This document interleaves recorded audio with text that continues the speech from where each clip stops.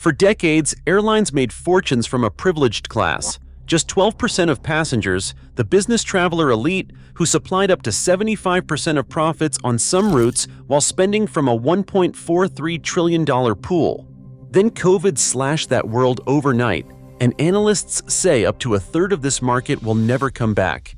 You might expect disaster, yet profits surged instead. How did airlines lose their best customers but make more money than ever, often at your expense? The answer begins with the golden age of business travel and the collapse that forced airlines to turn ordinary flyers into their new premium product. Airline profits once depended on a tiny privileged group. Business travelers, road warriors flying at a moment's notice, made up only about 12% of passengers, but their spending power was enormous. These were the people booking last-minute tickets, paying for flexibility, and filling premium cabins on Monday mornings and Friday evenings. For airlines, this sliver of travelers generated up to 75% of profits on some routes. The numbers behind it are staggering. In 2019, global business travel spending hit $1.43 trillion, according to the Global Business Travel Association. That money didn't just keep planes in the air. It paid for lounges, new jets, and the steady expansion of business class across the world's major carriers. The economics were simple but ruthless. A single business traveler might pay 3 to 4 times what a leisure flyer spent for the same seat, especially when booking close to departure. On New York to London, a flexible business fare could run $6,000, while the person in the back paid $400. These premium fares weren't just higher, they were more profitable. Airlines could count on corporations to absorb price hikes, pay change fees, and value time over cost. On high-traffic routes, the margin from business class often covered the thin profits or outright losses of economy tickets. The entire system was built around this imbalance. Airlines structured schedules, loyalty programs, and even aircraft layouts for the needs of business travelers. The rest of the cabin was there to fill seats and cover costs, but the real money came from the front. This dependency created a fragile model. Every new lounge, every wide-body jet, every frequent flyer perk was justified by the steady flow of corporate dollars. Airlines invested billions in flatbeds, gourmet meals, and priority boarding, all to keep this elite 12% loyal. The golden goose was alive and well, and for decades it seemed unbreakable. But when that stream of business spending faltered, the entire foundation was at risk. Suddenly, the question wasn't how to attract more road warriors, it was whether airlines could survive without them. Every detail of the modern airline network was engineered for corporate loyalty. Schedules pulsed around the Monday morning rush and the Thursday night homecoming. At major hubs like Chicago O'Hare or London Heathrow, banks of flights arrived and departed in tight waves, designed to funnel business travelers from dozens of cities onto a single transatlantic jet. Aircraft interiors told the same story. Wide-body jets like the Boeing 707 or Airbus A350 were ordered with a heavy tilt toward premium seating, sometimes dedicating a third of the cabin to business and first class, even when those seats took up twice the space of economy rows. Planners obsessed over seat maps, balancing the need for just enough economy seats to fill out the back, but never so many that they'd fly empty while the front made money. The infrastructure supporting this system was immense. Airports built sprawling lounges, some with showers and private offices, accessible only to those with top-tier status or a corporate travel account. Airlines poured resources into loyalty programs, rewarding frequent flyers with upgrades, bonus miles, and invitations to exclusive clubs. The most valuable travelers could earn elite status in a matter of months, unlocking perks that made the grind of weekly travel just a bit more tolerable. Fleet decisions, route planning, and even meal service all revolved around keeping these high-yield customers satisfied and loyal. This focus came at a price. Maintaining premium heavy seat layouts and running dozens of daily flights between the same business hubs was expensive. When those planes flew half-empty outside of peak business hours, the costs piled up. Yet for decades, the math worked. The profits from a handful of corporate contracts could justify an entire route. But this model left airlines exposed.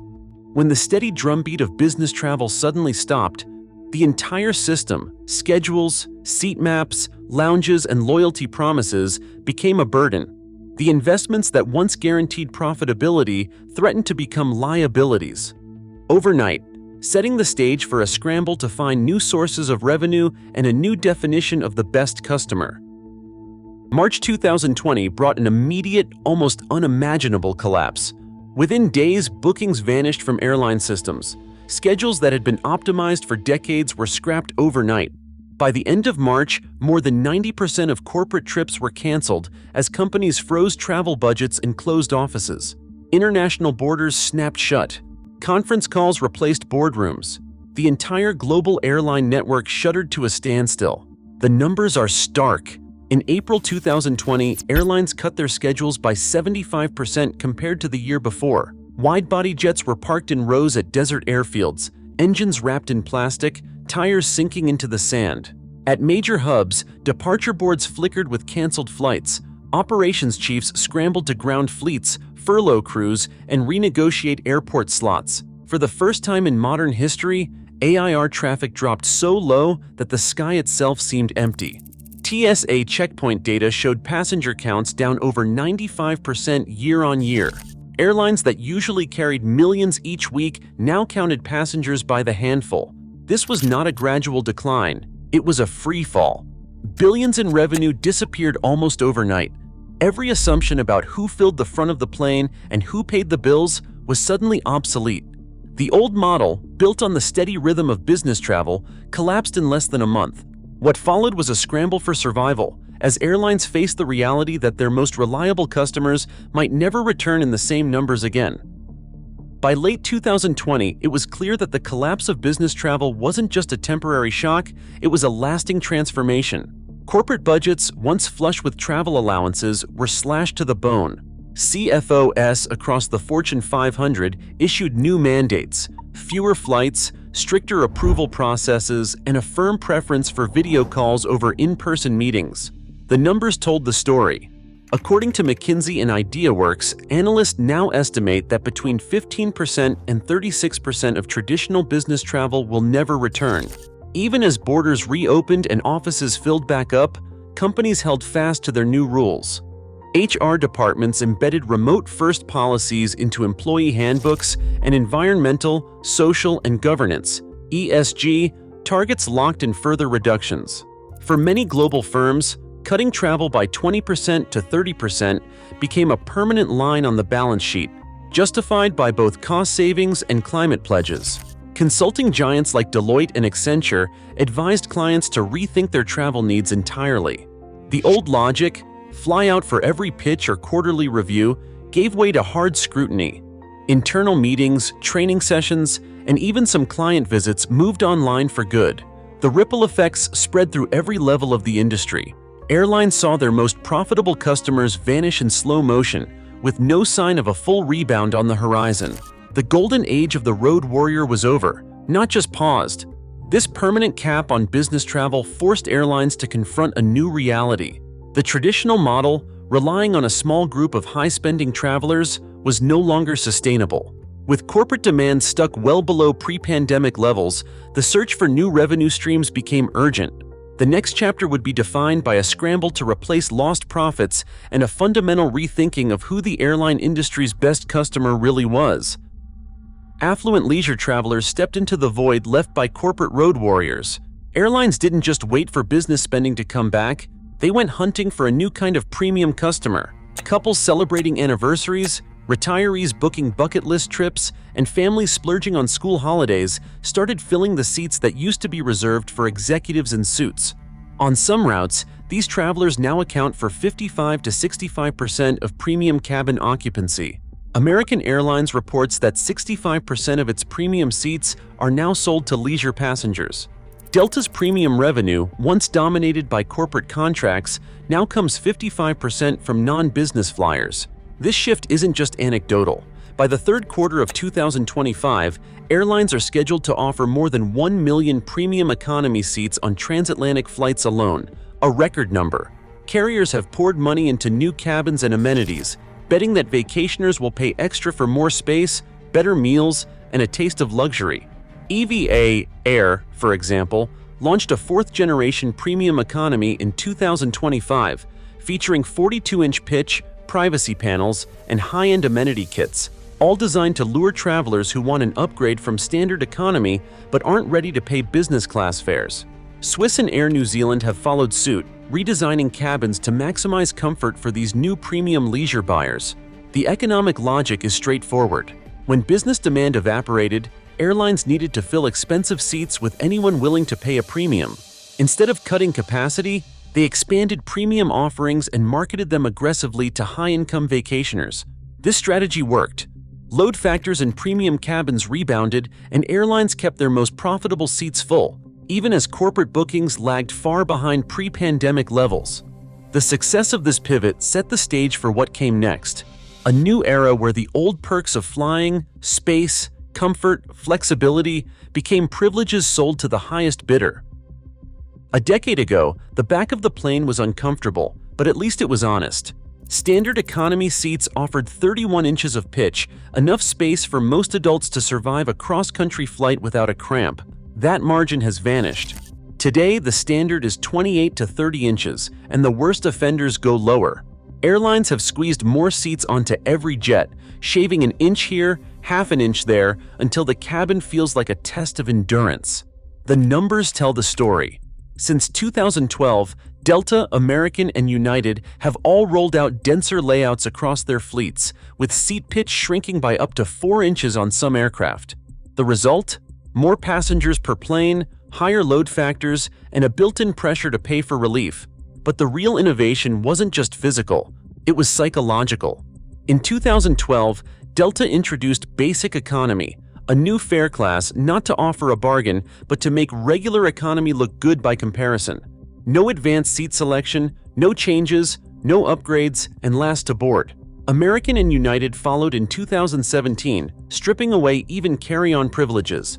The message was clear: pay up or accept misery. Executives admitted as much.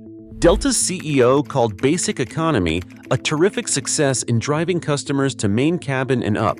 United's Andrew Levy described it as increasing willingness to pay for plus seats. Then came the fees.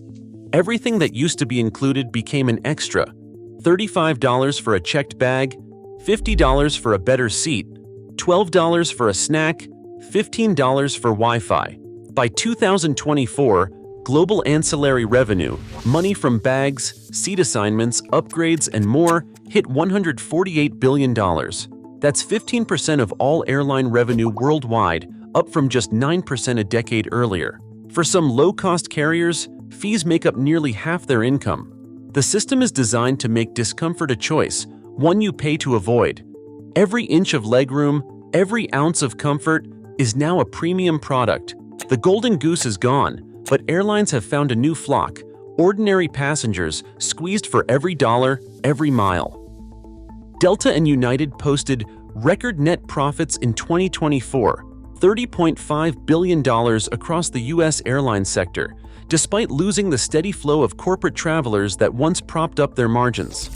The secret wasn't just filling planes, it was packing them tighter and charging more for everything beyond the basic seat.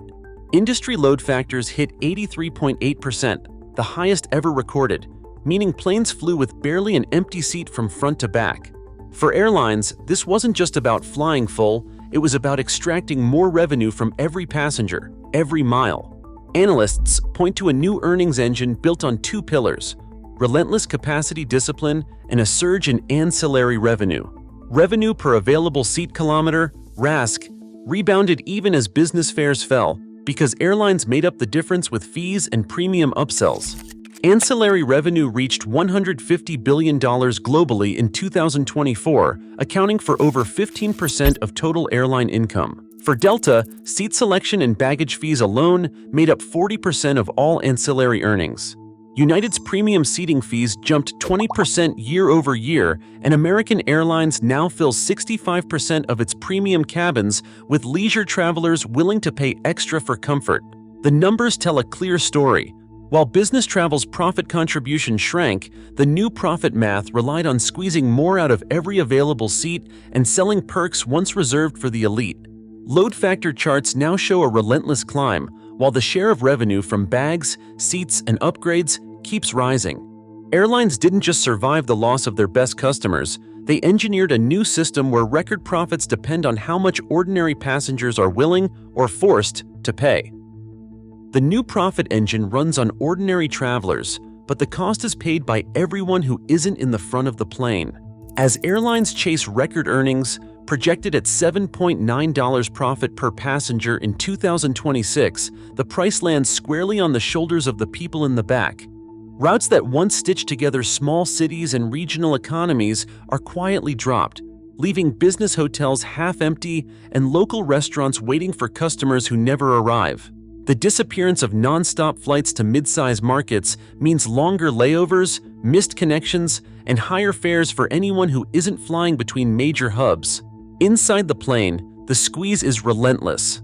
Load factors now hover at 83.8%, the highest ever recorded. That means nearly every seat is filled, every row is tighter, and the odds of an empty middle seat are almost zero. For the average traveler, comfort is something you pay extra for, if you can afford it. Fees for bags, seat selection, snacks, and Wi-Fi add up, sometimes doubling the price of a basic ticket. What used to be a simple journey now feels like running a gauntlet of charges and discomforts designed to push you toward an upgrade. Even the airport lounge, once a quiet refuge for frequent flyers, is now packed with credit card holders and day pass buyers. Lines snake out the doors, and the promise of peace and productivity has been replaced by overcrowding and noise.